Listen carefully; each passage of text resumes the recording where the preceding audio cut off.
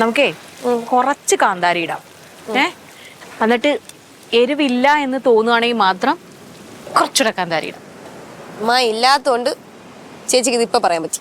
അതെ അല്ലേ, എപ്പോഴും ഞാൻ ഇപ്പൊ ഈയിടെ ആയിട്ട് അമ്മായിക്ക് വേണ്ടിയിട്ടല്ലേ ഉണ്ടാക്കണേ, ഇന്ന് സൂരജിന് വേണ്ടിയിട്ട് ഉണ്ടാക്കണം. അപ്പൊ അതിൻ്റെതായ ഫ്ലേവറിനനുസരിച്ച്. പക്ഷെ ഇങ്ങനെ എടുക്കുമ്പോ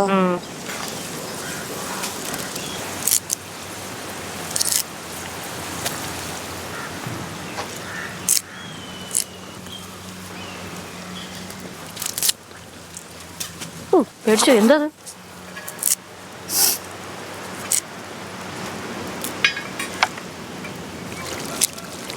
ഓക്കെ, ഇതെന്തിനാ? ഇത് നമ്മൾ ഇത് അരയ്ക്കും. നമ്മൾ തണുത്തതിന് ശേഷം, തണുക്കാണ്ട് എന്തായാലും അരയ്ക്കാൻ പറ്റില്ലല്ലോ. എന്നിട്ട് ഏറ്റവും ലാസ്റ്റും തൈര് ഒഴിച്ച് മിക്സ് ചെയ്യും. ഇത് പേസ്റ്റ് ആയിട്ട് ശേഷം അതിൽ ഒഴിക്കും. തൈര് ഒഴിക്കും.